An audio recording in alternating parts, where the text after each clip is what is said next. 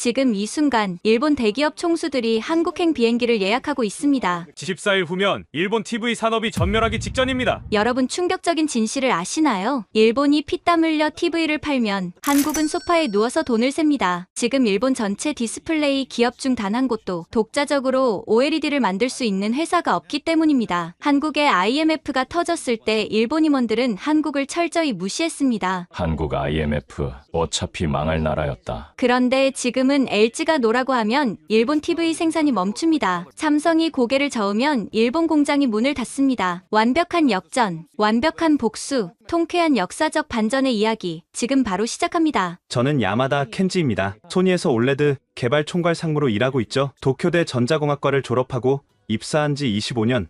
일본 디스플레이 기술의 자존심이라고 자부했습니다.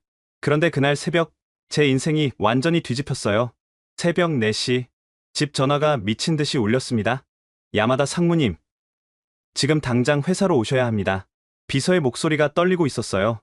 25년간 단 한 번도 들어본 적 없는 공포가 섞인 목소리였죠. 무슨 일이야? 전화로는 직접 오셔서 보셔야 합니다. 심상치 않았어요. 옷을 대충 걸치고 회사로 향했습니다. 새벽 도로는 텅 비어 있었지만 제 머릿속은 온갖 최악의 시나리오로 가득했죠. 회사에 도착하니 이미 모든 임원이 모여 있었어요. 대표이사부터 시작해서 각 부문 임원들까지. 그런데 이상했어요. 아무도 말을 하지 않았거든요. 마치 누군가 죽기라도 한 것처럼. 도대체 무슨 일입니까? 대표이사가 노트북을 돌려보였어요. 화면에는 방금 도착한 이메일이 떠 있었습니다. 발신자는 LG 디스플레이 대표이사. 계약 종료 통보서. 손이 떨리기 시작했어요. 내용을 읽어 내려갔습니다. 2주 후부터 소니에 대한 올레드 패널 공급을 전면 중단합니다. 전면 중단. 그 두 글자가 눈앞에서 계속 맴돌았어요. 이게 무슨 소리입니까? 우리가 10년 넘게 최대 고객이었는데 30분 전에 추가 메일이 왔습니다. 비서가 또 다른 메일을 보여줬어요. 중국 TCL이 우리보다 3배 가격의 5년 독점 계약을 제안했답니다. 3배. 우리가 천문학적 손실을 감수해도 맞출 수 없는 가격이었어요. 잠깐, 그럼 우리 브라비아 올레드 TV는 2주 후면 생산이 완전히 중단됩니다. 회의실이 순간 아수라장이 됐어요. 말도 안 돼. 계약서에 위약금 조항이 있잖아. 법무 담당이 절망적인 표정으로 고개를 저었어요. 불가항력 조항을 들고 나왔습니다. 중국 정부의 전략물자 지정 때문에 어쩔 수 없다고. 그게 무슨 핑계야. 화가 난 제조 담당 상무가 테이블을 쳤어요. 자체 생산은 어떻습니까? 우리도 올레드 기술이 있잖아요. 모두가 저를 쳐다봤어요. 15년간 올레드를 개발해온 제가 답해야 했죠. 솔직히 말씀드리면 불가능합니다. 왜요? 우리 기술로는 LG 수준의 화질이 나올 수 없습니다. 그리고 말을 잇기가 힘들었어요. 수율이 20%도 안 됩니다. LG는 97%고요. 20%와 97%. 이 숫자가 모든 걸 말해주고 있었죠. 그동안 뭐 했습니까? 15년이나 개발했는데 누군가 소리쳤어요. 할 말이 없었습니다. 정말 15년간 뭘 한 걸까요? 경쟁사는 어떻습니까? 파나소닉은 작년에 포기했고 도시바는 3년 전에 철수했습니다. 샤프는 대만 회사가 됐잖아요. 일본 디스플레이 업계가 전멸한 거였어요. 우리 소니만 남았는데 이제 그것마저 끝장날 위기였죠. 대표이사가 무거운 입을 열었어요. 주가가 폭락할 겁니다. 브라비아는 우리 전체 매출의 30%니까 언론에는 어떻게 발표합니까? 숨길 수 없어요. 2주면 전 세계가 알게 될 겁니다. 그때 마케팅 담당이 스마트폰을 들어 보였어요. 이미 시작됐습니다. 로이터가 특보를 올렸어요.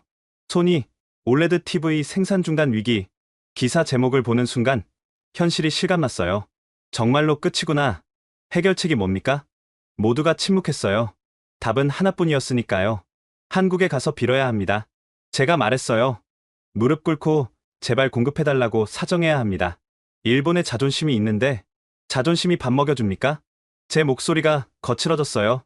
지금 자존심 따질 때가 아닙니다. 회사가 망하느냐 마느냐의 문제예요. 대표이사가 결정을 내렸어요. 야마다 상무, 오늘 당장 한국으로 가시오. 오늘이요? 2주밖에 시간이 없소. 단 1초도 낭비할 수 없어. 그렇게 저는 아무 준비도 없이 공항으로 향했어요. 차 안에서 급하게 LG 임원들에게 연락을 취했지만 아무도 전화를 받지 않았습니다. 당연했죠. 이미 우리를 버리기로 결정한 사람들이니까. 공항 라운지에서 기다리는 동안 뉴스를 확인했어요. 일본 증시가 난리였습니다. 소니 주가 15% 폭락. 일본 디스플레이 산업 완전 몰락. 한국에 백기 투항한 일본. 댓글은 더 가혹했어요. 결국 이렇게 됐네. 오만의 대가다. 한국을 무시한 벌이다. 하나하나 읽으며 치가 떨렸지만 반박할 수 없었어요. 모두 사실이니까요. 인천행 탑승을 시작합니다. 방송이 나왔어요. 비행기에 오르는 발걸음이 천근만근이었습니다. 25년간 쌓아온 자부심과 자존심을 모두 내려놓고 이제는 구원을 요청하러 가야 하는 신세. 옆자리에 한국 사업가가 앉았어요. 제 손이 명함을 보더니 말을 걸어왔습니다. 손이 분이시군요. 힘드시겠어요. 저도 알아요. LG가 공급 중단한다는 소식. 숨기고 싶었지만 이미 모두가 아는 사실이었죠. 10년 전에는 정반대였는데 말이에요. 그가 씁쓸하게 웃었어요. 그때 한국 기업들이 일본에 기술 배우러 갔었죠. 지금은 말을 끝맺지 않았지만 누구나 알 수 있었어요. 이제는 일본이 한국에 구걸하러 가는 신세라는 걸. 창밖으로 후지산이 멀어져 갔어요. 일본의 자존심도 함께 멀어지는 기분이었습니다. 하지만 선택의 여지가 없었어요. 살아남으려면 자존심도 버려야 했으니까요. 곧 인천공항에 도착합니다. 한국 땅이 가까워질수록 심장이 빨리 뛰었어요. 과연 그들이 우리의 간청을 들어줄까요? 아니면 차갑게 돌려보낼까요? 공항에 도착하자마자 전화가 왔어요. 도쿄 본사였습니다. 상무님, 상황이 더 악화됐습니다. 뭐가 또? 삼성 디스플레이도 공급 거부 의사를 통보했습니다. 삼성마저 마지막 희망의 끈도 끊어진 거였어요. 이제 정말로 LG가 유일한 희망입니다. 무슨 수를 써서라도. 전화를 끊고 택시를 탔어요. 파주로 가는 길. 차창 밖으로 보이는 한국의 거리는 활기가 넘쳤습니다. 곳곳에 보이는 대형 전광판들. 모두 한국산 올레드였어요. 기사님, 저 전광판들 다 한국산인가요? 당연하죠. 이제 올레드는 한국이 세계 최고예요. 자부심 섞인 기사님의 목소리. 불과 20년 전만 해도 상상도 못했던 일이었죠. LG 파주 공장이 보이기 시작했어요. 끝없이 펼쳐진 거대한 건물들. 세계 디스플레이 산업의 심장부. 그리고 우리 소니의 운명이 결정될 곳. 도착했습니다. 택시에서 내리며 심호흡을 했어요. 이제부터가 진짜 시작이었습니다. 일본 디스플레이 산업의 마지막 자존심을 걸고 무릎을 꿇어야 하는 순간이 온 거였죠. 15년 전으로 돌아가 보겠습니다. 그때 저는 막 팀장이 된 참이었어요. 소니의 미래를 책임질 차세대 디스플레이 개발팀. 우리는 세계 최고라는 자부심으로 가득했죠. 국제 디스플레이 학회가 도쿄에서 열렸어요. 전 세계 전문가들이 모이는 자리였죠. 기조연설을 마치고 내려오는데 젊은 아시아 여성이 다가왔습니다. 야마다 팀장님, 잠시 시간 좀 내주실 수 있을까요? 명찰을 보니 이소영, 삼성 SDI 책임연구원이라고 적혀 있었어요. 무슨 일이죠? 중요한 정보를 알려드리고 싶어서요. 커피숍에 앉자마자 그녀가 서류를 꺼냈어요. LG가 미국 코닥의 올레드 특허를 인수하려고 합니다. 코닥이요? 그 망해가는 회사? 제가 코웃음을 쳤어요. 특허만 2200개입니다. 핵심 원천 기술들이에요. 그래서요? 이걸 LG가 가져가면 판도가 완전히 바뀝니다. 솔직히 믿기지 않았어요. 한국 기업이 특허 몇 개 가진다고 뭐가 달라지겠어요? 야마다 팀장님, 일본도 대비하셔야 합니다. 걱정해 주셔서 고맙지만 우리는 이미 충분한 기술력이 있습니다. 그녀가 한숨을 쉬었어요. 10년 후 후회하실 겁니다. 글쎄요. 한국이 10년 안에 일본을 추월한다고요? 제가 비웃자 그녀의 표정이 굳었어요. 우리는 죽을 각오로 하고 있습니다. 일본은요? 그 말을 남기고 자리를 떠났죠. 그때는 그저 객기 넘치는 젊은 연구원의 호언장담이라고 생각했어요. 일본으로 돌아와 임원회의에서 보고했습니다. LG가 코닥 특허를 노리고 있답니다. 코닥. 그 필름 회사? 모두가 웃었어요. 한국은 참 순진하군. 쓸모없는 특허에 돈을 쏟아붓다니. 우리도 견제 차원에서. 제 말을 부사장이 잘랐어요. 야마다 팀장. 쥐가 고양이를 견제한다고 고양이가 신경 쓰나? 회의실이 웃음바다가 됐어요. 저도 같이 웃었죠. 그게 우리의 첫 번째 실수였습니다. 3개월 후 충격적인 뉴스가 터졌어요. LG 코닥 올레드 특허 2200개 인수 완료. 그것도 단독이 아니었어요. 유니버설 디스플레이라는 미국 회사와 공동으로 특허 관리 회사를 만들었죠. 이제부터 올레드 만들려면 우리한테 로열티 내야 합니다. LG 대표이사가 기자회견에서 한 말이었어요. 우리 회사는 발칵 뒤집혔죠. 설마 우리도 로열티를? 법무팀이 검토한 결과는 충격적이었어요. 핵심 특허 대부분을 그들이 가져갔습니다. 우회할 방법이 없어요. 그럼 어떻게? 협상하거나 포기하거나 둘 중 하나입니다. 그때부터 악몽이 시작됐어요. 매달 수십억 엔의 로열티, 올레드 패널 하나 만들 때마다 한국에 돈을 바쳐야 했죠. 더 굴욕적인 건 다음이었어요. 이데미스 코산, 일본 최고의 소재 기업이 한국 진영에 합류한 겁니다. 이데미스가 배신했다. 사장님이 경로했어요. GOT라는 특허 회사에 지분 투자를 했답니다. 그게 뭔데? LG가 만든 특허 관리 회사요. 이제 이데미스도 한국 편입니다. 일본 기업이 한국 주도의 특허 동맹에 들어갔다. 업계가 충격에 빠졌죠. 이데미스 사장을 만나러 갔어요. 왜 이런 결정을 하신 겁니까? 살아남으려면 어쩔 수 없었네. 일본의 자존심은 어떻게 되는 겁니까? 그가 쓴웃음을 지었어요.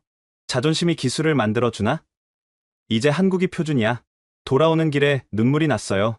일본 기업끼리도 분열하기 시작한 거였죠. 그 후로 상황은 급속도로 악화됐어요.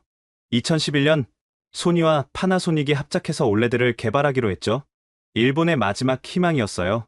이번엔 다르다. 일본 기술력을 보여주자.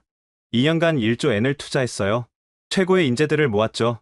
밤낮 없이 연구했습니다. 그런데 2013년 파나소닉이 먼저 백기를 들었어요. 더 이상은 무리다. 철수한다. 지금 포기하면 2년간 투자가 물거품이 됩니다. 계속해도 LG를 못 이긴다. 파나소닉 사장의 말이 비수처럼 꽂혔어요. 인정하기 싫지만 이미 게임은 끝났어. 소니 단독으로 개발을 계속했지만 갈수록 격차는 벌어졌죠. 2014년 LG가 세계 최초로 올레드 TV를 대량 생산하기 시작했어요. 우리는 아직 시제품도 제대로 못 만들고 있었는데 어떻게 이렇게 빠르지? 기술 분석을 해봤더니 충격적인 사실을 발견했어요. 증착 방식이 완전히 다릅니다. 우리가 생각도 못한 방법이에요. 베껴올 수는 없나? 특허로 완벽하게 막혀 있습니다. 2015년 치욕적인 결정을 내려야 했어요. LG 패널을 사서 소니 TV에 넣자. 자존심이 무너지는 순간이었죠. 우리 기술이 아닌 한국 기술로 제품을 만들어야 한다니 직원들의 반발이 심했어요. 이게 무슨 굴욕입니까? 소니의 역사에 먹칠을 하는 겁니다. 하지만 선택지가 없었어요. LG 패널을 쓰거나 올레드 시장을 포기하거나 첫 제품이 나왔을 때 언론은 조롱했어요. 소니의 간판, LG의 심장, 껍데기만 일본, 알맹이는 한국. 치욕스러웠지만 반박할 수 없었어요. 정말로 껍데기만 우리 거였으니까. 그때 이소영 연구원의 말이 떠올랐어요. 10년 후 후회하실 겁니다. 정확히 10년.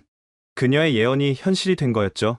이제 우리는 LG 없이는 단 하나의 올레드 TV도 못 만드는 신세가 됐습니다. 매년 수조 원을 한국에 바치면서 그리고 지금 그 LG마저 우리를 버리려 하고 있어요. 15년 전 우리가 무시했던 그 한국 기업이 이제는 우리의 생사여탈권을 쥐고 있는 거죠. LG 로비에서 3시간째 기다리고 있었어요. 약속도 없이 찾아온 불청객. 그게 지금 제 신분이었죠. 야마다 상무님? 드디어 누군가 불러줬어요. LG 디스플레이 전략기획 담당 전무 박상진이었습니다. 15분만 시간을 드릴 수 있습니다. 15분. 일본 최고 기업 임원에게 주어진 시간이 고작 15분이라니? 회의실로 안내받았어요. 벽면 가득 걸린 특허 인증서들. 우리가 10년 전 무시했던 그 특허들이었죠. 무슨 일로 오셨습니까? 박 전무의 목소리는 차가웠어요. 공급 중단 결정을 재고해 주십시오. 이미 결정된 사항입니다. 10년간 파트너였지 않습니까? 그가 웃었어요. 조롱하는 웃음이었죠. 파트너요? 야마다 상무님, 기억하십니까? 뭐려? 2010년 이데미스가 우리 쪽에 합류했을 때 소니가 뭐라고 했는지 기억났어요. 우리는 이데미스를 배신자라고 비난했었죠.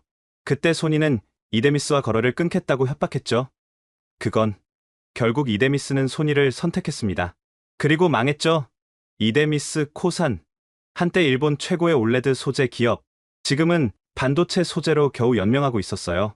이데미스가 왜 망했는지 아십니까? 소니의 압력에 굴복해서 한국과의 협력을 포기했기 때문입니다. 그의 다음 말이 가슴을 찔렀어요. 만약 그때 이데미스가 우리와 계속 협력했다면 지금쯤 세계 최고의 올레드 소재 기업이 됐을 겁니다. 맞는 말이었어요. 우리의 압력에 굴복한 이데미스는 기회를 놓쳤고 결국 몰락했죠. 역사는 반복됩니다. 야마다 상무님, 무슨 뜻입니까? 이제는 소니가 선택할 차례라는 겁니다. 그가 서류를 꺼냈어요. 우리 조건입니다. 서류를 펼쳐보니 숨이 막혔어요. 패널 가격 50% 인상? 당연하죠. 희소한 자원일수록 비싸지는 법입니다. 이건 터무니없습니다. 그럼 다른 곳에서 구하시죠. 다른 곳. 그런 곳은 없었어요. 삼성도 이미 거절했으니까. 3년 전 기억하시나요? 박 전무가 물었어요. 무슨? 소니가 중국 BOE와 손잡으려 했죠. 아차 싶었어요. 우리가 가격 압박용으로 중국 카드를 꺼냈던 일. 그때 우리가 뭐라고 했는지 기억하십니까? 배신하면 끝이라고 했죠. 그래도 우리는 BOE와 접촉했었어요. 결과는 처참했죠. BOE 기술력은 형편없었고 결국 LG에게 돌아올 수밖에 없었어요. 그때 이미 신뢰는 깨졌습니다. 하지만 우리는 계속 거래를 비즈니스였을 뿐입니다. 이제 더 나은 고객이 생겼고요. 더 나은 고객, 중국 TCL을 말하는 거였어요. 한 가지 길이 있습니다. 희망이 생겼어요. 뭡니까? 소니 올레드 특허를 모두 우리에게 넘기십시오. 뭐라고요? 그리고 향후 10년간 올레드 개발을 포기하겠다는 약속. 이건 항복 문서나 다름없었어요. 그럼 우리는 영원히 LG에 종속되는 겁니까? 선택은 자유입니다. 그가 시계를 봤어요. 시간이 다 됐네요. 잠깐만. 다음 미팅이 있습니다. 그는 자리에서 일어났어요. 아, 참고로 말씀드리면 문 앞에서 그가 뒤돌아봤어요. 이데미스가 최근 우리에게 다시 접근해 왔습니다. 이데미스가요? 이번엔 완전히 우리 편이 되겠다고 하더군요. 그 말은 충격이었어요. 일본의 마지막 자존심이라던 이데미스마저. 15년 늦었지만 이제라도 현실을 인정한 거죠. 소니도 현실을 인정하시길 바랍니다. 회의실을 나왔어요. 로비를 지나가는데 또 다른 일본 기업 사람들이 보였어요. 도시바, 샤프, 히타치.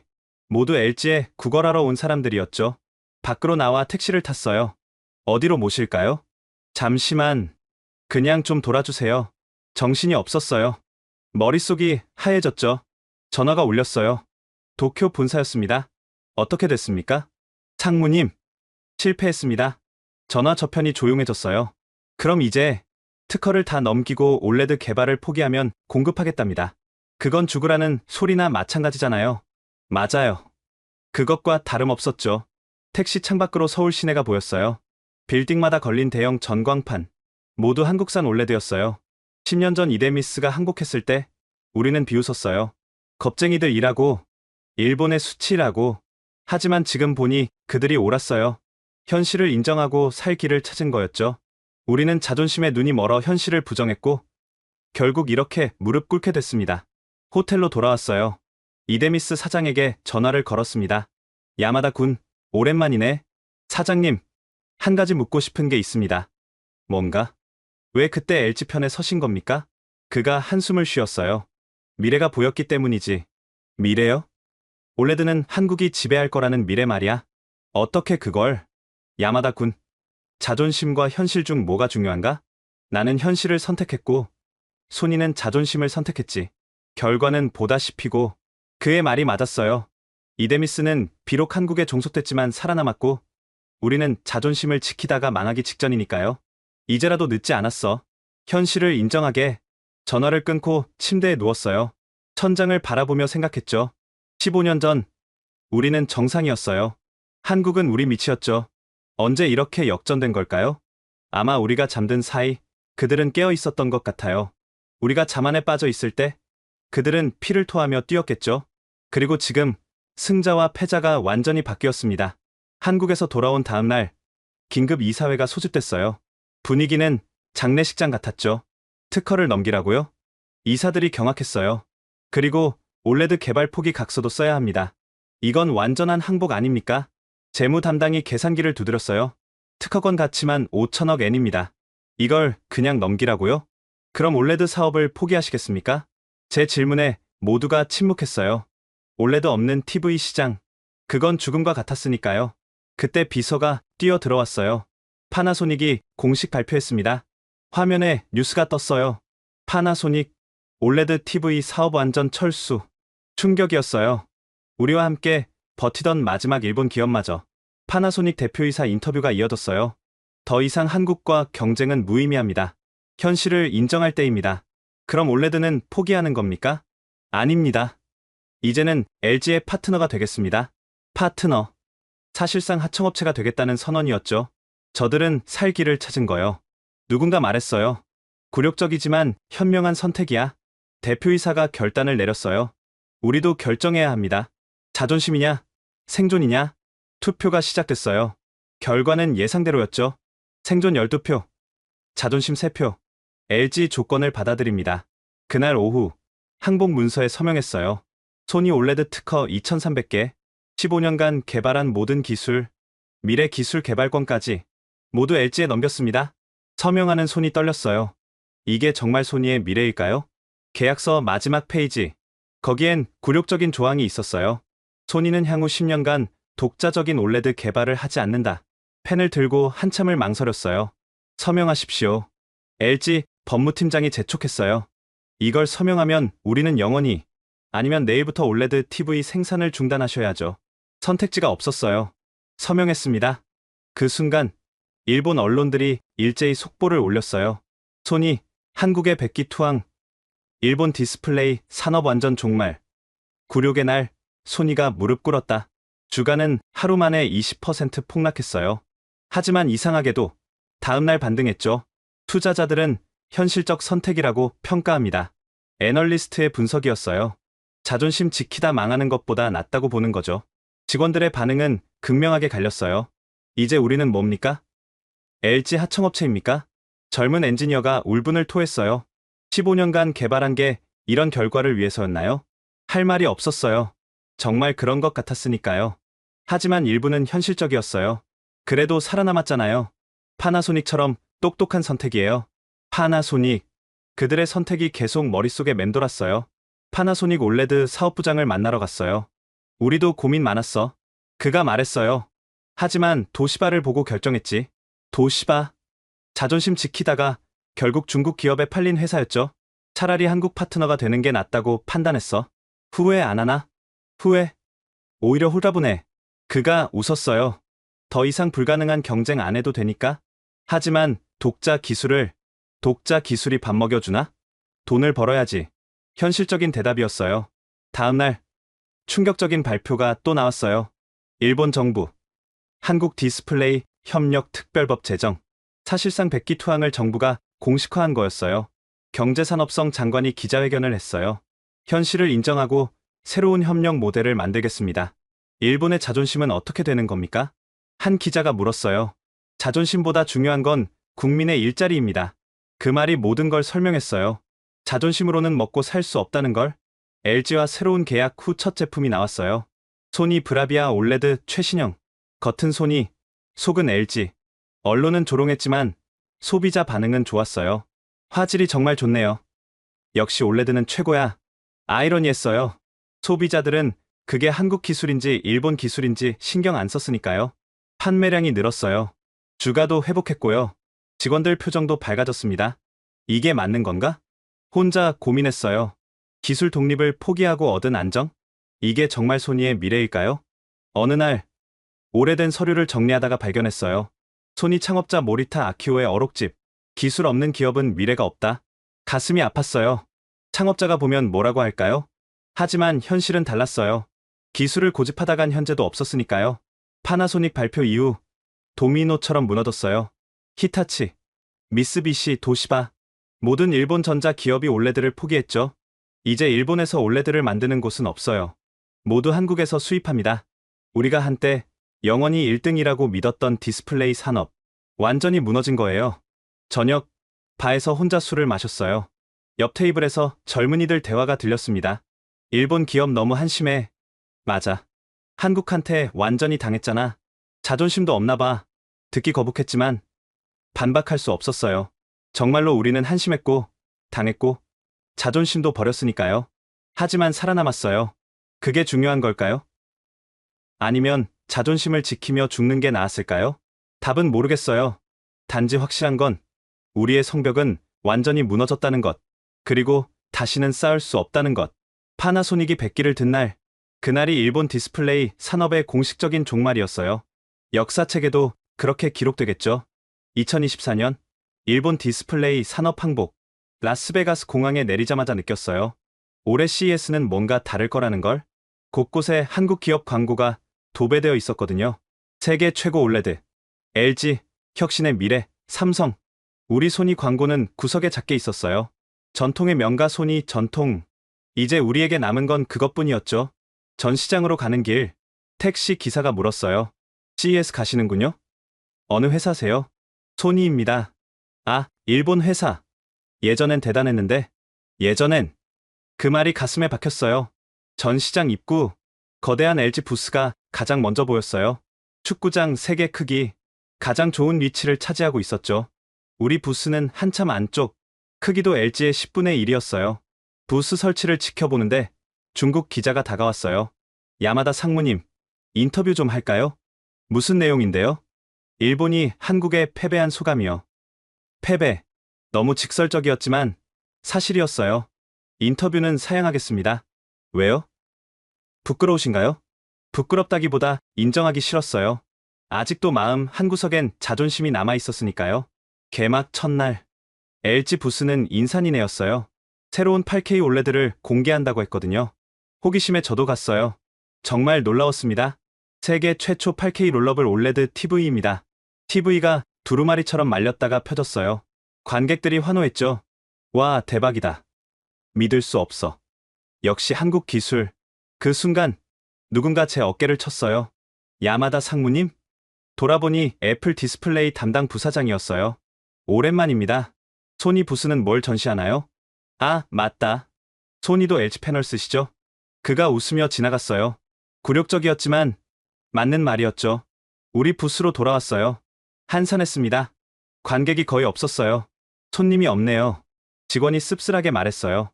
다들 한국 부스에 갔으니까요. 그때 충격적인 발표가 났어요. 소니, LG 디스플레이와 전략적 파트너십 체결. 우리 대표이사가 LG 부스에서 발표하고 있었어요. LG 부스에서. 우리 부스가 아니라 앞으로 소니 브라비아는 LG의 최신 기술을 독점 채용합니다. 독점 채용. 사실은 완전 의존이었죠. 기자들이 몰려들었어요. 소니가 LG 밑으로 들어간 겁니까? 대표이사가 억지로 웃으며 답했어요. 파트너십입니다. 상호 윈윈이죠. 하지만 누구나 알았어요. 이건 파트너십이 아니라 종속이라는 걸. 그날 저녁 리셉션. 각국 기업 대표들이 모였어요. 흥미로운 장면을 목격했죠. LG 회장 주변엔 사람이 바글바글. 우리 대표이사 주변엔 썰렁. 야마다? 이리 와서 술이나 마시자. 파나소닉 전무가 불렀어요. 우리끼리 위로나 하자고. 위로라. 패자들의 모임이지 뭐. 씁쓸하지만 정확한 표현이었어요. 한국 기업 대표들은 무대 중앙, 일본 기업 대표들은 구석. 완벽한 주객전도였죠. 10년 전 기억나? 파나소닉 전무가 물었어요. 그때는 우리가 중앙이었는데. 맞아요. 10년 전 CES. 한국 기업들이 우리를 부러워하며 보던 때가 있었죠. 삼성 부사장이 지나가다 우리를 봤어요. 가볍게 목례하고 지나갔죠. 동정하는 눈빛이었어요. 저 눈빛 보이지? 불쌍하다고 생각하는 거야. 자존심이 상했지만 어쩔 수 없었어요. 정말로 우리는 불쌍한 처지였으니까요. 다음날 더 충격적인 일이 벌어졌어요. 소니 신제품 발표회. 우리도 준비한 게 있었거든요.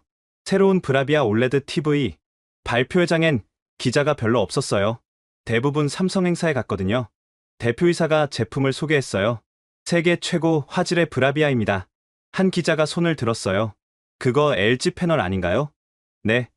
하지만 소니의 영상 처리 기술이. 그럼 LG TV랑 뭐가 다르죠? 치명적인 질문이었어요.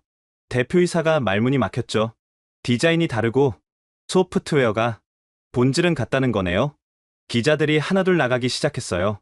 뉴스 가치가 없다고 판단한 거죠. 발표회가 끝나고 대표이사가 절 불렀어요. 야마다 상무.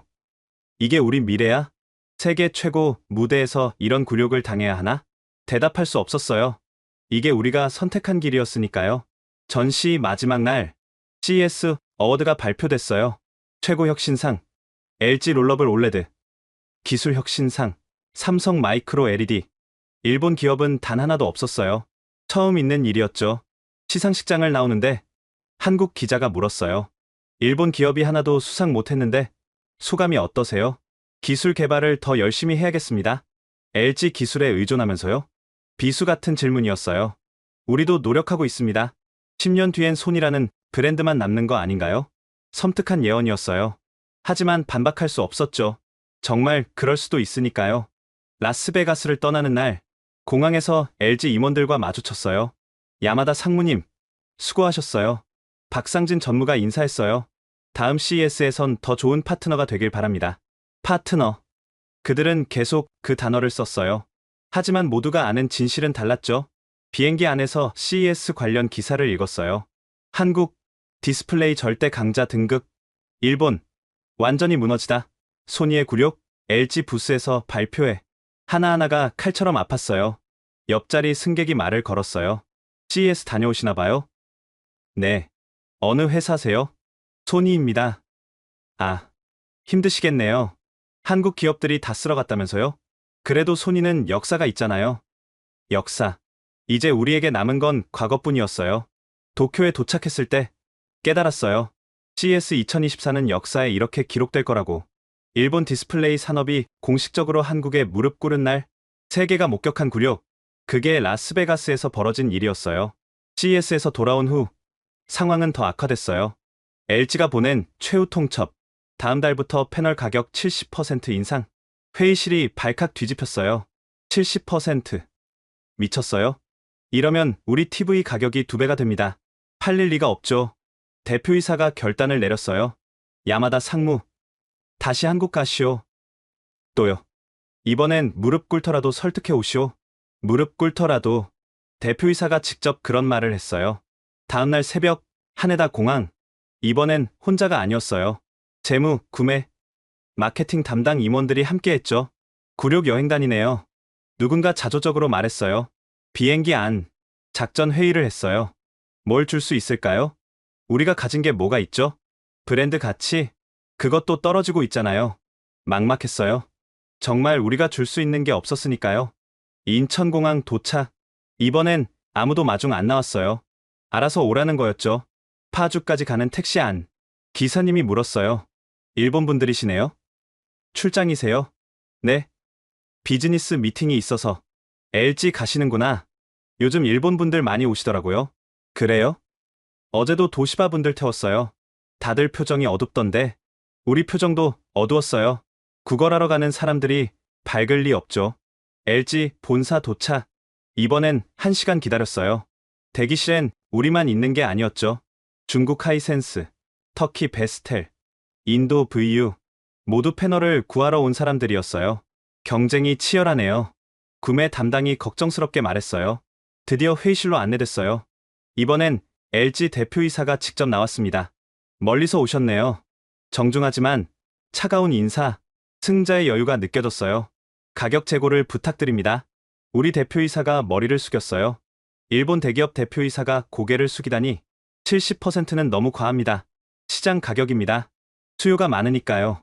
10년 파트너 관계를 생각해서 LG 대표이사가 웃었어요. 파트너라고 하기엔 일방적이지 않았나요? 무슨 뜻이? 솔직히 말씀드리죠. 소니는 우리를 하청업체 취급했어요. 뼈아픈 지적이었어요. 실제로 그랬으니까요. 이제 관계를 재정립할 때입니다. 어떻게요? 완전한 수직 통합이죠.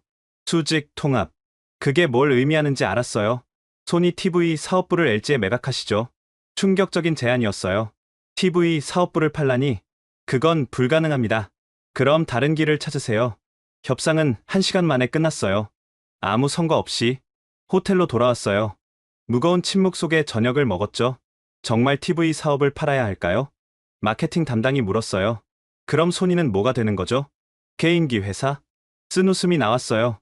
한때 전자제품의 왕이었던 소니가 그날 밤 바에서 혼자 술을 마셨어요. 옆 테이블에 한국 회사원들이 있었죠.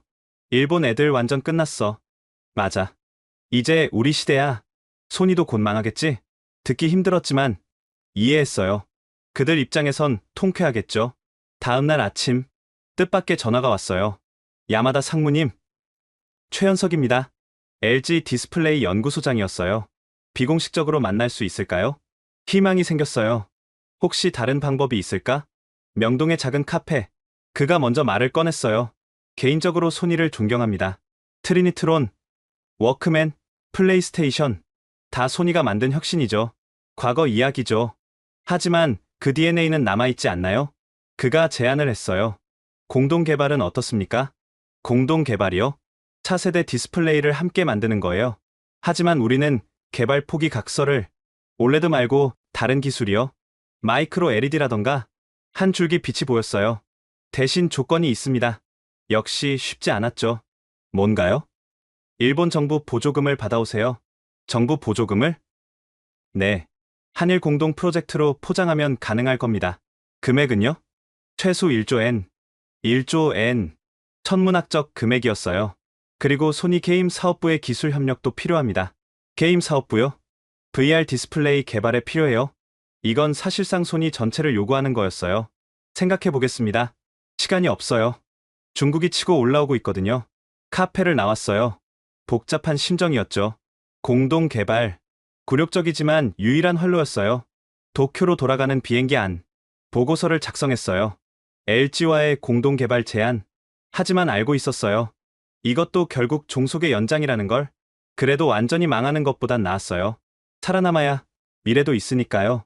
공항에 내리자마자 대표이사에게 전화했어요. 공동 개발 제안이 있습니다. 그게 최선인가? 현재로선 그렇습니다. 긴 침묵 후 그가 말했어요. 일본 정부를 설득해 보시오. 알겠습니다. 전화를 끊고 하늘을 봤어요. 구름이 잔뜩 낀 도쿄의 하늘. 우리의 미래처럼 흐릿했어요. 서울행 비행기는 이제 일상이 됐어요. 구걸과 굴욕의 일상. 하지만 이것도 생존을 위한 몸부림이었죠. 언젠가는 다시 일어설 수 있을까요? 아니면 영원히 이런 신세일까요? 답은 아무도 모릅니다. 단지 확실한 건 지금 우리는 한국 없이는 단 하루도 살 수 없다는 것. 그게 현실이었어요. 도쿄 경제산업성 건물. 일본 정부 설득이 쉽지 않았어요. 한국과 공동 개발이요? 정신 나갔습니까? 사무차관이 버럭 소리쳤어요. 일본 기술을 한국에 넘기자는 겁니까? 이미 넘길 기술도 없습니다. 살 길을 찾아야죠. 자존심이란 게 있잖아요. 자존심이 회사를 살려줍니까? 격한 논쟁이 이어졌어요. 그때 뜻밖의 소식이 전해졌어요. 삼성이 QD-OLED 개발 성공. 퀀텀닷 올레드. 차세대 디스플레이 기술이었죠. 이번엔 삼성이 앞서갔네요. 차관의 얼굴이 어두워졌어요. LG도, 삼성도. 일본은 뭡니까? 그래서 공동 개발이 필요합니다. 혼자서는 불가능해요. 인정해야 합니다. 결국 정부도 현실을 받아들였어요. 1조 엔 지원하겠습니다. 대신 성공하지 못하면 책임지셔야 합니다. 목숨을 건 도박이었어요. 연구소로 돌아와 팀을 소집했어요. 마지막 기회입니다. 젊은 엔지니어들의 눈빛이 살아났어요. 정말 한국과 함께 하는 겁니까? 그래야 살 수 있어요. 기술 유출할 기술도 없잖아요. 씁쓸하지만 사실이었죠. 프로젝트 킥오프 미팅. 서울 LG 연구소에서 열렸어요. 한국 엔지니어 50명, 일본 엔지니어 30명. 실력 차이가 명확했죠. 마이크로 LED 기술 로드맵입니다. 최연석 소장이 발표를 시작했어요. 2년 안에 상용화가 목표입니다. 2년이요? 불가능하지 않나요? 우리 팀장이 물었어요. 삼성이 QD-OLED로 치고 나왔어요.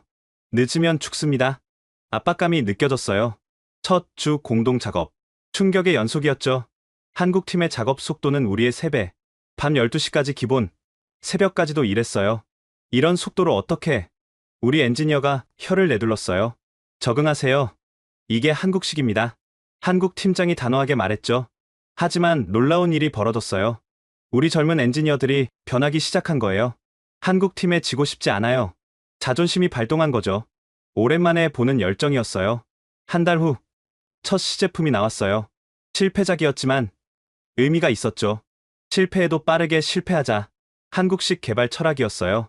우리는 완벽을 추구하다 타이밍을 놓쳤는데 3개월 후 돌파구를 찾았어요. 픽셀 구조를 바꾸면 됩니다. 일본 엔지니어가 아이디어를 냈어요. 오, 이거 대박인데?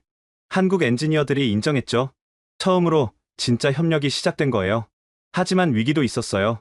중국 BOE가 우리 엔지니어 스카우트를 시도하고 있습니다. 얼마나 제시했나? 연봉 3배요. 한국 팀도 일본 팀도 타깃이었어요. 팀을 지켜야 합니다. 최 소장과 제가 결단했어요. 성과급을 대폭 올리죠. 회사가 승인할까요? 설득해야죠. 이 팀이 무너지면 끝입니다. 대표이사를 설득하러 갔어요. 돈이 문제가 아닙니다. 생존이 달렸어요. 하지만 예산이 망하고 나서 예산이 무슨 소용입니까? 결국 승인받았어요. 팀은 지켜졌고 개발은 계속됐죠. 6개월 후 극적인 순간이 왔어요. 성공했습니다. 수율 70%, 마이크로 LED 양산 가능 수준. 세계 최초였어요. 우리가 해냈어. 한국 팀과 일본 팀이 얼씬며 환호했어요. 국경을 넘은 진정한 축제였죠. 하지만 삼성이 가만히 있지 않았어요. 삼성, QD-OLED 가격 50% 인하, 가격 전쟁을 시작한 거예요. 이러면 우리 수익성이 버텨야 합니다. 여기서 지면 끝이에요. 최연석 소장과 밤새 전략을 짰어요. 품질로 승부하죠. 가격 경쟁은 피하고 프리미엄 시장만 노리자. 네, 소니 브랜드를 최대한 활용하고 역설적이게도 우리의 유일한 무기는 과거의 명성이었어요. 제품 발표회, 이번엔 도쿄에서 했어요. 한일 합작의 결실, 소니 LG 마이크로 LED, 언론 반응이 폭발적이었어요. 디스플레이 동맹의 역습, 삼성 아성의 도전장, 주문이 쏟아졌어요. 애플, 구글, 메르세데스 벤츠, 드디어 해냈구나. 대표이사가 눈물을 보였어요. 처음 보는 모습이었죠. 하지만 알고 있었어요. 이건 시작일 뿐이라는 걸. 축하 파티, 한국 팀과 일본 팀이 함께 했어요. 이제 진짜 파트너 같아요. 최연석 소장이 웃으며 말했어요. 고마워요. 야마다 상무님. 일본 팀이 없었다면 불가능했을 거예요. 우리야말로 한국 팀의 추진력이 없었다면 서로를 인정하는 순간이었어요. 굴욕으로 시작했지만 존중으로 끝났죠. 젊은 일본 엔지니어가 말했어요. 처음엔 자존심 상했어요. 한국에 배운다는 게 지금은 오히려 감사해요. 진짜 일하는 법을 배웠으니까. 한국 엔지니어도 고백했어요. 일본 팀의 디테일은 정말 놀라워요. 우리가 놓치는 걸 다 잡아내더라고요. 서로의 장점을 인정하고 배우는 관계? 이게 진정한 협력이었어요. 하지만 현실은 여전히 냉정했죠. 수익 배분 협상, 치열한 줄다리기였어요. 개발비는 반반인데 수익은 7대 3이요? 패널 생산은 우리가 하니까요. 소니 브랜드 가치는요? 그건 이미 계산했어요. 결국 65대 35로 결정됐어요. 한국이 65, 일본이 35. 여전히 을의 위치였지만 없는 것보단 나았죠. 이사회 보고 35%라도 감사해야 합니다. 굴욕적이지 않나요? 살아남은 게 어디예요? 주주들은 의외로 긍정적이었어요. 드디어 소니가 미래를 찾았다. 주가가 3개월 만에 50% 올랐어요. 하지만 마음 한구석엔 씁쓸함이 남았죠. 우리는 여전히 주도권이 없었으니까요. 어느 날 최연석 소장이 조용히 말했어요. 야마다 상무님, 사실 우리도 일본이 필요해요. 무슨 뜻이죠? 중국이 무섭게 추격하고 있어요. 혼자서는 못 막아요. 그제야 깨달았어요. 한국도 불안하다는 걸. 함께해야 삽니다. 진짜로요. 그의 진심이 느껴졌어요. QD-OLED 프로젝트는 전환점이었어요. 굴욕적 종속에서 상호 의존으로 완벽하진 않지만 최선이었죠. 적어도 미래가 보이기 시작했으니까요. 마이크로 LED 성공 이후 예상치 못한 연락이 왔어요. 야마다 상무님, 김태준입니다. LG 디스플레이 신임 대표이사였어요. 최연석 소장의 후임이었죠. 중요한 제안이 있어 연락드렸습니다. 무슨 제안인가요? 직접 만나서 말씀드리고 싶은데 도쿄로 가도 될까요? 한국 대표이사가 도쿄로 온다? 이례적인 일이었어요. 일주일 후 도쿄 오쿠라 호텔, 김태준 대표이사가 놀라운 제안을 꺼냈어요. 진정한 기술 동맹을 맺고 싶습니다. 지금도 협력하고 있지 않나요? 이번엔 다릅니다. 완전한 기술 공유를 제안합니다. 기술 공유? 믿기 어려웠어요. 왜 그런 제안을? 중국 때문입니다. 그가 자료를 보여줬어요. BOE가 5년 내 우리를 추월할 겁니다. 설마요. 그들의 투자 규모를 보세요. 우리의 10배예요. 숫자가 충격적이었어요. 중국 정부의 무제한 지원, 한국도 일본도 따로는 못 이깁니다. 그래서 하나가 되는 수밖에 없어요. 그가 구체적인 플랜을 설명했어요. LG의 생산 기술과 소니의 화질 기술을 완전히 결합하는 겁니다. 기술 유출 우려는 서로를 믿는 수밖에 없죠. 이듬. 비즈니스에서 가장 위험한 단어였어요. 이사회가 동의할까요? 야마다 상무님이 설득하셔야죠. 왜 저를 믿으시는 거죠? 그가 잠시 망설이다 말했어요. 2년 전 공동 프로젝트 때 보여주신 진정성을 봤으니까요. 그때가 떠올랐어요. 중국 스카우트 제안을 거절하고 팀을 지켰던 일. 일본 파트너가 필요합니다. 진짜 파트너요. 이사회 설득은 예상대로 힘들었어요. 완전 공유라니. 미쳤어요. 그들이 기술만 빼가면 어쩌려고? 이미 빼갈 기술도 없잖아요. 제가 소리쳤어요. 우리한테 남은 게 뭡니까? 화질 튜닝 기술. 그것도 곧 따라잡힙니다. 그래도 중국한테 먹히느냐? 한국과 손잡느냐? 선택해야 합니다. 표결 결과 찬성 8, 반대 4, 가까스로 통과됐어요. 계약서 서명식. 이번엔 서울이 아닌 도쿄에서 했어요. 역사적인 날입니다. 김태준 대표이사가 말했어요. 경쟁을 넘어 공생으로. 언론은 흥분했어요. 한일 디스플레이 동맹 결성. 중국 견제 위한 역사적 화해. 하지만 내부 반발도 있었어요. 배신자, 매국노, 익명, 게시판은 욕설로 가득했죠. 그래도 흔들리지 않았어요. 이게 유일한 생존법이니까요. 첫 공동회의, 모든 기술 자료를 공개했어요. 이게 우리 핵심 소스 코드입니다. 일본 엔지니어가 떨리는 손으로 USB를 건넸어요. 우리 생산 공정 데이터예요. 한국 팀도 자료를 공유했죠. 처음엔 어색했어요. 수십 년간 숨겨온 비밀을 공개하는 기분. 하지만 놀라운 일이 벌어졌어요. 이 부분을 이렇게 하면 대박 수율이 10%는 오르겠네요. 시너지가 폭발했어요. 1 더하기 1이 3이 되는 순간이었죠. 3개월 후 첫 결과물이 나왔어요. 세계 최초 8K 마이크로 LED. 중국보다 2년 앞선 기술이었어요. 삼성도 긴장했어요. 한일 동맹이 무섭네. 삼성 관계자의 솔직한 평가였죠. 하지만 진짜 시험은 시장이었어요. 애플이 대량 주문을 했어요. 아이폰 20에 탑재하겠다. 천문학적 규모였죠. 연간 2억대. 드디어 대박이다. 직원들이 환호했어요. 하지만 문제가 생겼어요. 생산 능력이 부족합니다. 얼마나? 절반밖에 못 만들어요. 김태준 대표이사와 긴급 회의를 했어요. 일본에도 공장을 지어야 합니다. 일본에요? 네. 리스크 분산도 필요하고요. 일본의 최첨단 디스플레이 공장. 10년 만의 일이었어요. 정부 지원을 받아오세요. 또 설득해야 하나요? 이번엔 다릅니다. 일자리 1만 개 창출이에요. 정부는 즉각 환영했어요. 드디어 일본의 첨단 공장이 5천억 엔 지원을 약속했죠. 기공식 날, 감격스러운 순간이었어요. 10년 만에 다시 시작합니다. 제 인사말에 많은 이들이 눈물을 보였어요. 한국 기술자 100명이 파견 왔어요. 일본 신입사원 500명을 교육하기 위해서. 한국 선생님들한테 잘 배우세요. 아이러니했지만 현실이었어요. 그런데 놀라운 변화가 있었어요. 한국 분들이 정말 친절해요. 기술을 숨기지 않고 다 가르쳐줘요. 젊은 직원들의 반응이 좋았어요. 김태준 대표이사가 말했어요. 진짜 동맹은 이런 거예요. 함께 성장하는 것. 6개월 후 일본 공장이 가동됐어요. 품질은 한국 공장과 동일했죠. 일본 부활. 언론이 대서특필했어요. 하지만 저는 알았어요.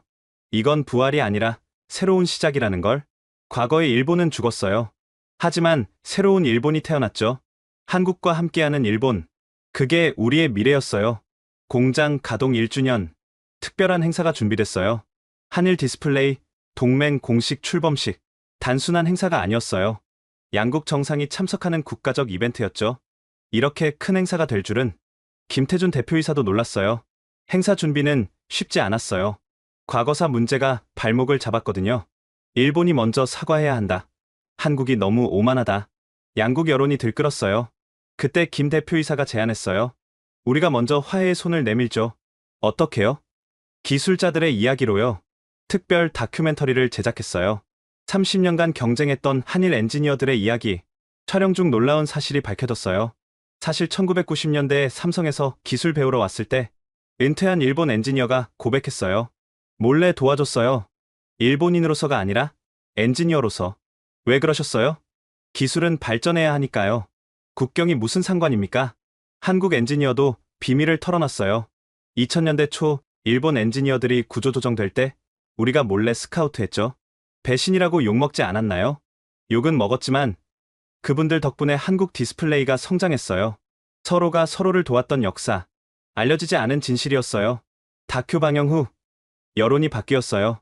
결국 기술자들은 국경을 넘어 협력했구나.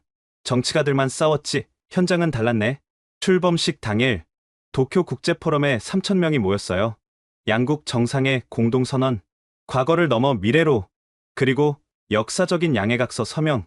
한일 디스플레이 기술 완전 통합. 서명하는 순간 눈물이 났어요. 30년 경쟁의 끝. 새로운 시작. 김태준 대표이사도 울었어요. 이제 진짜 한 팀이네요. 호응했어요. 3,000명이 기립박수를 보냈죠. 이어진 기술 발표회. 차세대 홀로그램 디스플레이. SF 영화에서나 보던 기술. 한일 공동 개발로 현실이 됐어요. 5년 내 상용화가 목표입니다. 중국 기자가 물었어요. 중국을 의식한 건가요? 경쟁이 아닌 혁신을 위해서입니다. 그날 저녁 리셉션. 한일 엔지니어들이 자연스럽게 어울렸어요. 이제 정말 구분이 안 되네. 누가 한국인이고 누가 일본인인지. 그냥 동료였어요. 젊은 한국 엔지니어가 다가왔어요. 야마다 상무님, 존경합니다. 왜요? 자존심을 버리고 손을 내미는 용기. 쉽지 않았을 텐데. 자존심이 밥 먹여주지 않으니까요. 다들 웃었어요. 이제는 농담으로 할 수 있는 이야기가 됐죠. 1년 후 성과가 나타났어요. 글로벌 디스플레이 시장 점유율 1위. 한일 동맹이 45%, 중국이 30%, 삼성이 20%. 완벽한 역전이었어요. 더 놀라운 건 수익이었죠. 영업이익률 25%. 박리담의 중국과 달리 우리는 프리미엄 시장을 장악했어요. 소니, 주주 총회. 역대 최대 실적입니다. 주주들이 기립박수를 쳤어요. 야마다 상무님 덕분입니다. 이제 아무도 굴욕이라고 하지 않았어요. 오히려 현명한 선택이라고 했죠. 하지만 가장 큰 변화는 사람이었어요. 아빠, 한국 가서 일하고 싶어요. 대학생 딸이 말했어요. 왜? 거기가 미래니까요. 그리고 이제 한국-일본 구분이 의미 있나요? 맞는 말이었어요. 젊은 세대는 이미 국경을 넘어서고 있었죠. 김태준 대표이사와 마지막 미팅. 야마다 상무님, 3년 전 처음 만났을 때 기억나세요? 굴욕적이었죠. 저도 불편했어요. 하지만 지금은 동료가 됐네요. 아니, 친구가 됐어요. 악수를 나눴어요. 더 이상 갑을 관계가 아닌 진정한 파트너로서. 양해각서 서명 그날, 역사는 이렇게 기록할 거예요. 2025년 한일 디스플레이 동맹 출범. 아시아 기술 협력의 새 시대를 열다. 눈물과 함께 시작된 화해. 그것이 우리의 미래를 바꿨어요.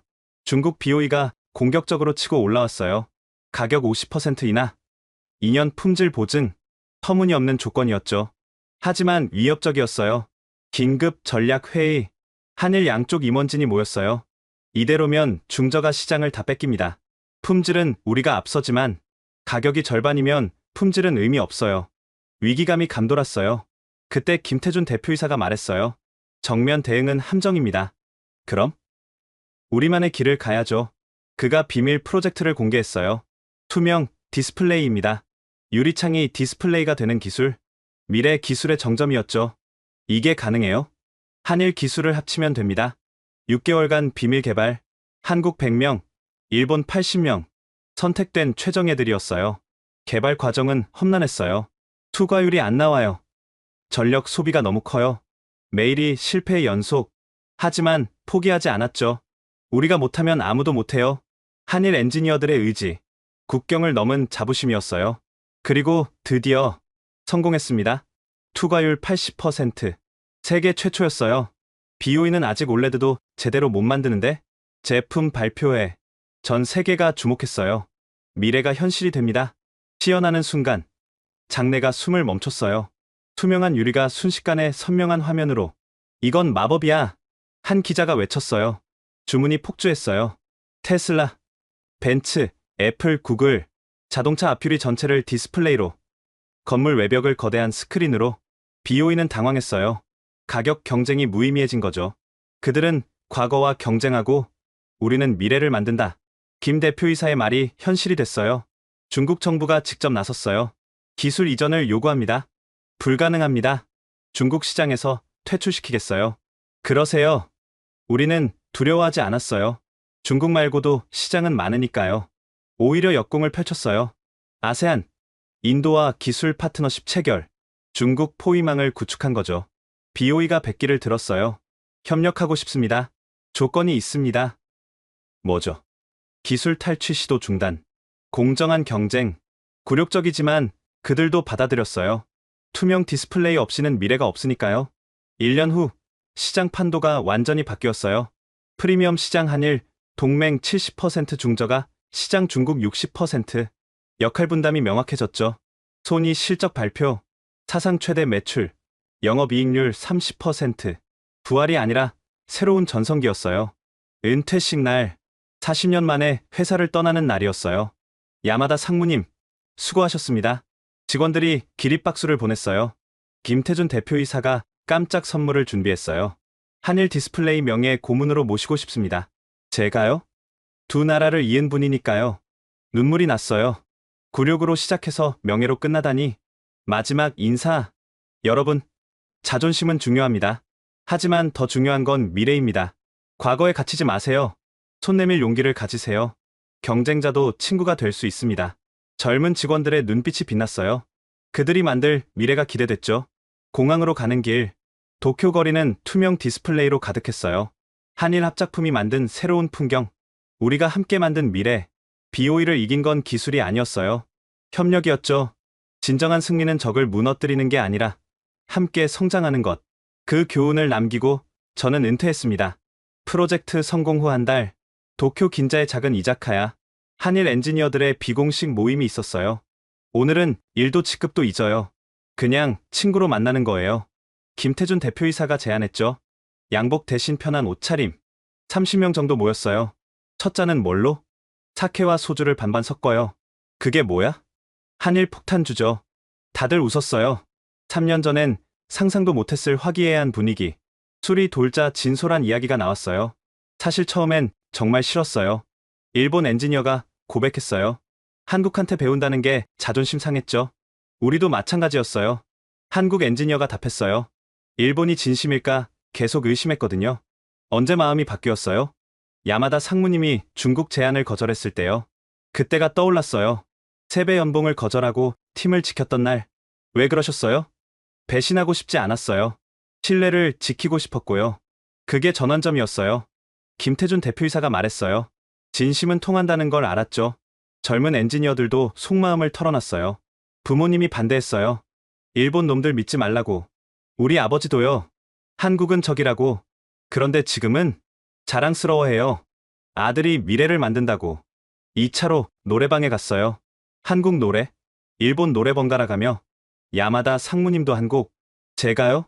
노래는 오늘은 특별한 날이잖아요. 떨리는 목소리로 불렀어요. 일본 옛날 가요. 위를 향해 걸어가자. 한국 친구들이 박수를 쳤어요.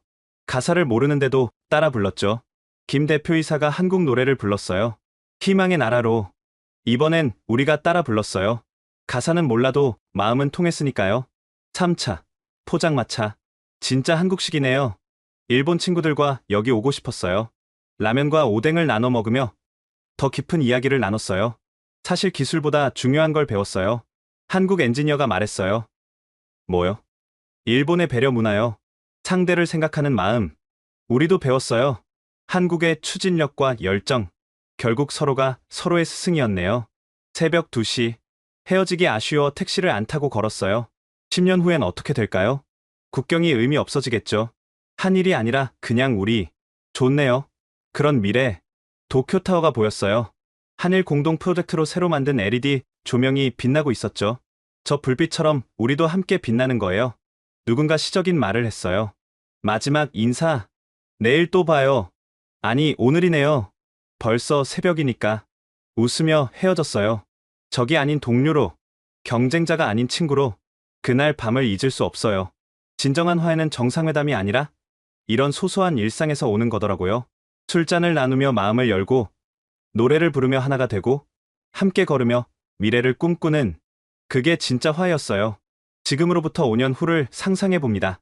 저는 여전히 한일 디스플레이 동맹 고문으로 활동 중이겠죠? 그때쯤 특별한 날이 있을 거예요. 한일 공동기술학교 졸업식. 일기생 100명이 졸업하는 날. 여러분은 국경 없는 엔지니어입니다. 제 축사를 들으며 눈을 빛내는 젊은이들. 한국인 50명, 일본인 50명. 하지만 이미 구분이 무의미해졌겠죠? 우리가 걸어온 길을 기억하세요. 경쟁과 갈등, 굴욕과 좌절, 그리고 화해와 협력. 여러분은 더 나은 미래를 만들 겁니다.